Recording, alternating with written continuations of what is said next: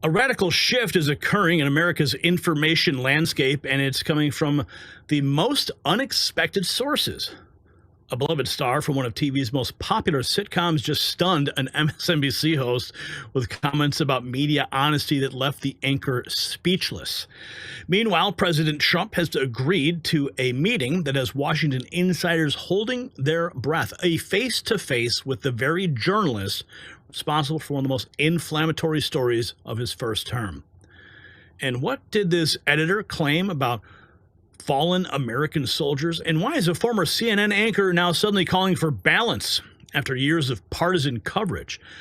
And what is the real reason trust in media has hit rock bottom? Well, the answer is explosive. So stay with us. And just as the mainstream media's credibility is collapsing due to years of bias and misinformation, American households are suffering from skyrocketing power bills with no relief in sight. While media executives waste resources pushing false narratives, this revolutionary device, it helps you stop wasting power in your home. As establishment journalists hide facts from viewers, this sophisticated gadget reveals the hidden truth about your electricity usage.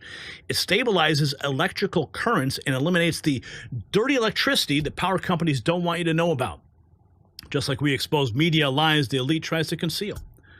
You can fight back against both power and establishments at don'twastepower.com, link below, with up to 65% off. All right, so we've got some big news in the mainstream media industrial complex. It's crumbling before our eyes. From the Atlantic editor who spread hoaxes to Tim Pool exposing the Maryland man lie, even liberal celebrities are admitting the media has lost all credibility. Now, what do we have from Whoopi Goldberg? She's hypocritically attacking the White House $5,000 baby bonus while ignoring the left's policies that destroyed families. She's insulted by incentives for children, but silent on government-funded abortion and transgender surgeries. Their priorities now truly being exposed. Let's go to the clucks on The View. Haven't checked in with them in a while. Incredibly insulting. But they are still plucking away, aren't they? So as birth rates continue to decline in America, the White House is looking into offering $5,000 cash bonuses, expanded access to IVF, along with other incentives for women to have more babies. Why? And, okay. I am incredibly insulted by this because clearly they don't know how women's bodies work, and they don't know what it costs to raise a child or just have a child. And $5,000? I don't know what $5,000 is supposed to do. And it's not even $5,000 because you have to cut it in half because you got to pay taxes on it. Yeah. So they're offering you $2,500 to have a baby. Now, don't forget about all the stuff they've cut. Yeah, we have that you need. Yes, you have a list. Yeah. So I'm supposed to say to you all, and are you ready for this? Yeah. What do you think of this proposal? Whoopi Goldberg hit that Ozempic hard, you can see. Let's jump over to Tim Pool, demolishing the White House press corps. He was in the press corps this week with his brand of attire. Wearing the same thing he wears on his show. Anyway, let's listen in his remarks on his show. Lies. I was asked at the last minute if I would like to take the new media seat, to which I said yes. And my question is not a softball. Just because let me explain this problem, okay? To all the people right now, you know, I'm trending. They're all talking about it. Some are happy, some are mad. The corporate press lies, okay? I just showed you this man admitted to being from El Salvador. This is not in question. He admitted to being removable. He admitted to entering unlawfully. He did get a withholding of deportation. That's not being disputed. Why is the media using the phrase Maryland man to refer to a guy from El Salvador who is only here illegally? They are doing it because they are factual but not truthful. It is a fact the man, for now, is illegally residing in Maryland. but that does not make him a Maryland dad. It makes him an illegal immigrant arrested in Maryland. And if that's the narrative they went with, an illegal immigrant arrested in Maryland, Abrego Garcia, I wouldn't be having this conversation with all of you right now. The point that I was bringing up to this secretary, I'm sorry, to the press secretary, was that the media in this room is largely composed of an uncurious group of people who do not investigate, and they use each other as sources and say the same narrative. Not a single one of them is concerned about the fact that they didn't actually pull up the court documents and that they're falsely representing that this man is, quote, from Maryland. And it is so egregious, in fact, that Hassan Piker, one of the biggest streamers on the left, did not know. I'm not kidding. I'll play the video for you. He was absolutely unaware that Abrego Garcia was an illegal immigrant from El Salvador. And if you wonder why liberals are shocked by this story, this is why.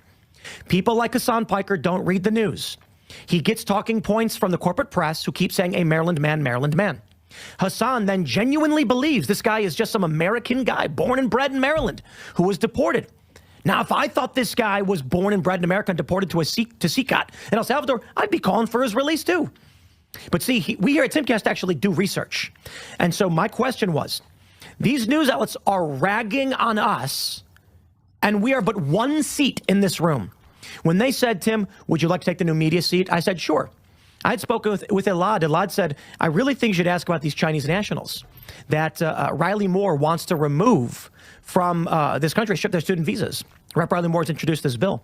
And I said, that's actually a really good question. However, I have another question. They've created this new media space. We're just companies. That's it. Okay? The Daily Wire is a company. A Breitbart is a company. War Room is a company. We have large viewerships. We reach a lot of people. We have questions we want to ask. Now, what offends me is that these journalists in the room, they march in lockstep on lies. I could go through a big list for all of you, but I named only 3 for time. The Very Fine People hoax, the Covington smear, and the Maryland man hoax. But how about the lab leak hoax? How about the drinking bleach hoax? How many times are they going to all in unison lie about what's going on? So my frustration is when they bring in but one chair for someone like me to sit in. The New York Times, Politico, numerous journalists from various outlets all begin disparaging us, as if what really matters to those people is that their sick club of lying sycophants pretend like they're speaking truth to power. In which case, when I say these large, massive multimedia corporations are lying to the American people, it's a softball, which implies I'm supposed to be grilling Carolyn Levitt for some reason. No, I'm seeking a comment from the press secretary on the fact that they have allowed all of this media in the room who just lie all day, every day, and there's one chair in this room for new media who's doing something different, which is why I ended by asking if there was a plan or effort to expand access. Now, she didn't answer it. I don't fault her for that. She did give her answer saying the media is pushing this Maryland man hoax. That was the gist of that story. And of course, now the media and the press are losing their mind. And that's me speaking about, I don't know if you guys, I guess, because, I've essentially put myself in the news, have questions about what happened, or what do you think, or, Well, with respect to expanding access to the seats, I mean, they have expanded access. I mean, Next News Network is in the press corps. Epoch Times in the press corps. Gateway Pundit in the press corps. So many outlets that traditionally would never have ever had placement there are there. So my response is that they've already expanded that access. Now, to have one dedicated chair for someone like Tim or someone like myself to sit there in the future and open up the press conference, yeah, maybe remove some of those people in those other chairs and give those assigned seats to Next News Network, to Gateway Pundit, right? To Epoch Times. So maybe that's what he was referring to. But I can tell you that the press room access has been dramatically expanded to the point where being in that press room during a press conference, it is, it can be uncomfortable because there are so many people in that room that you are literally on top of each other. And you have to get in, you have to hold your place because you can't take one of those seats. And then on top of it, they turn off the air conditioning in that room during the press conference because the air conditioner makes a lot of noise.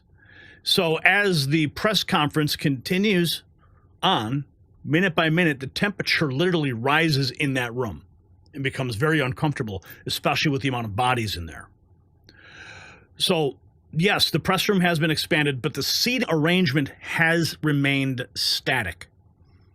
And hopefully that will change. And I can only imagine the amount of outrage that will come from the media when they rearrange those seats in those first 3 rows. Oh, there will be cries like you could never, ever imagine. I mean, imagine Caitlin Collins being ejected from her seat and that given to a member of the new media. Now, Caitlin Collins has to stand on the side. Now, one thing I should tell you that you probably don't know is that behind the press room, there are offices. And every one of those outlets has their own small office. And they're not very large. I mean, they're literally like closets. And they work in those rooms, maybe 4 people. There's the upper press area, which is on the main floor, and then there's the lower press, which has offices on both sides. And I can only imagine that the offices, that those who have offices also have assigned seats. So maybe there's something linked between those offices and the seats or not. If they were to remove a person from that seat, then maybe they would have to be removed from the office. I don't know. I'm not sure about all the logistics related to that room, but with respect to having more rotational access to that new media seat or more new media seats is something that we certainly should be asking for. With respect to myself even, I would love to be in that new media seat and have a shot in the actual pool, being able to go into the Oval Office. Right now, I go in there, I report, I get the press releases, I go to the press conferences, I report on the actions of the administration from the White House grounds. I will be back there on Sunday through Saturday next week. So look for my reporting there. And maybe I will get a shot at being in that new media seat next week. We'll never know. But keep your fingers crossed. Okay, let's keep going here. The Office star Rainn Wilson stunning MSNBC's Stephanie Ruhle with some brutal truth. Listen. And he said there's a actor, Rainn Wilson, best known for his role as Dwight in The Office, had MSNBC's Stephanie Ruhle on his podcast, and he said there's a reason people have lost faith in the media. Listen to this. When I see this kind of insight and passion being directed at the current administration and the lack of this kind of insight and passion being directed at the previous administration, I'm talking about left-leaning news media organizations were kind of like, la, la, la, la, la, everything's fine. Look, the environment's, look, the economy's great, la, la, la, immigration's not that much of a problem. And really being Cleopatra, queen of denial. Well, when you lie to people or you ignore facts that they can see easily for themselves, Brian, they lose confidence in you. It takes an actor to wake us up and remind us of that. Right. And by the way, did you see Stephanie Ruhle's face? Yeah. I thought this was going to be a fun talk about how bad Republicans were. What happened? How can I recover? Everybody is fed up with what happened 4 years ago. I know. Hey, Ray, always great, always insightful. I look forward to your Pope insight, too. Thank you. Steve Bannon exposing the deep state's war on America First foreign policy, appearing with Megyn Kelly. Check it out. In the Pentagon after they came off sea duty. Steve, welcome back. What do you make of all this? Well, having worked in the Pentagon after they came off sea duty back the first day that President Reagan came, I was there for, 3.5, almost 4 years. There's one thing about controlling that building and another thing about being President Trump's senior national security advisor for the military. I think this goes back, and I think Caldwell, people got to watch that Tucker interview. I think there's some deep and disturbing truths in that. This is I think the leaks and all this stuff they're wanting us to chase rabbits here. The core of this to me gets down to, you said Republican on Republican, Megyn. I think it's almost even deeper than this. This is about the America First national security policy and about how we've been a neoliberal neocon country for 40 or 50 years. This gets down to, I believe, this whole strategy in the Middle East and people like Caldwell, who came from the Koch's defense priority, which essentially also made Pete and transformed Pete. And years ago, they were looking to do that, transform him from a Fox News host to someone who could go into senior levels of national security by giving him some of these veterans groups and others that would promote him something over and above just a media figure. I think it shouldn't be lost on anybody that this comes up, and I say this with total respect for Tucker, who I respect and I consider a friend and a colleague, that our show and our part of the MAGA base, we're quite, or at least 2/3 of our audience, 80%, are very pro-Israel in the defense, but we're very anti any type of military conflict with Persia about these nuclear sites. I think this comes down to a fundamental break between the defense priority guys and the Koch organization, which is much more isolationist, much more bring it all home, versus people who are engaged, want to understand we have to be engaged in the world. We have to have a national security policy, even around hemispheric defense, that is forward-leaning, but we don't want to lead with military. We want to lead with economic warfare and others. And then we have Chris Cuomo again. The guy who pushed Russia hoaxes at CNN for years now claims to want balanced coverage with Bill O'Reilly. The same guy who demonized conservatives now wants to appear fair.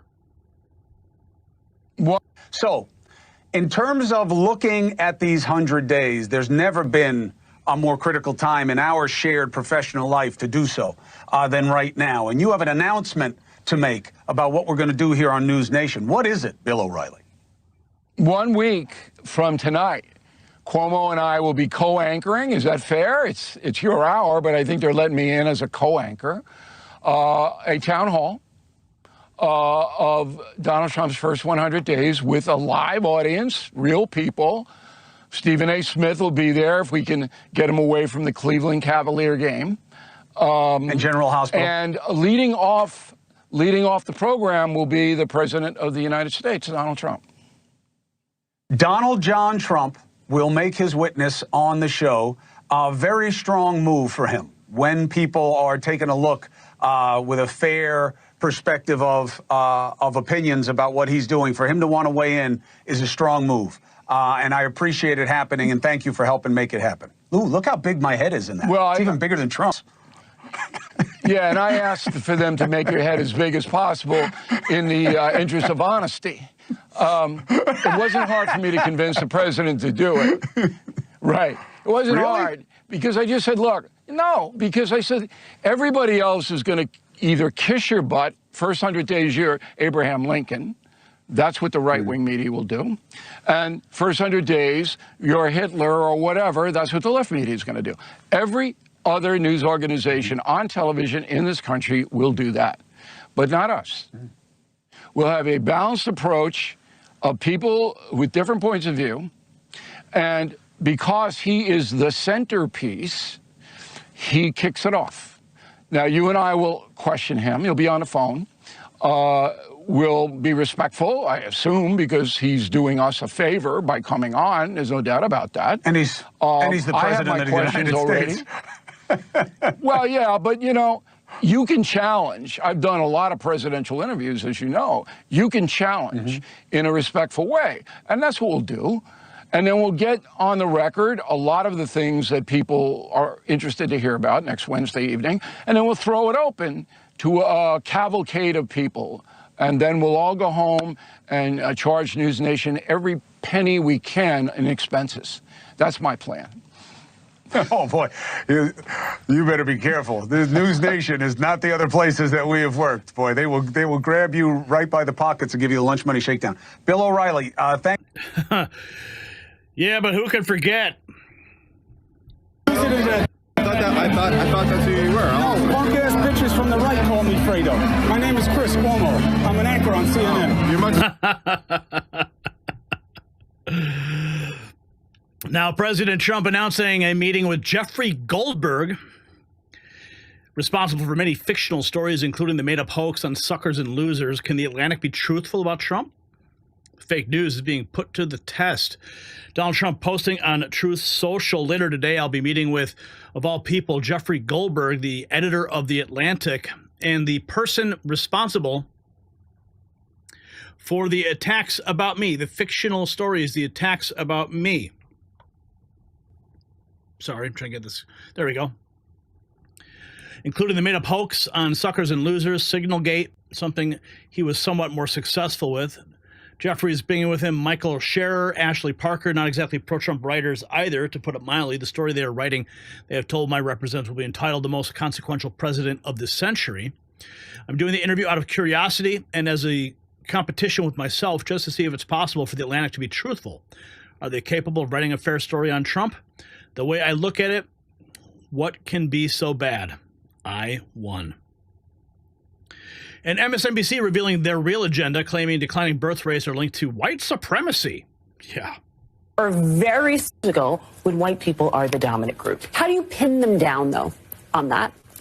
How do we pin the fact that restricting abortion access was Jane Crow Part 1, and that then incentives to procreate that are very specifically tailored to specific groups are Part 2. How do you make the subtext textual? I'm curious what if Black and Latina and Asian women said, sign me up?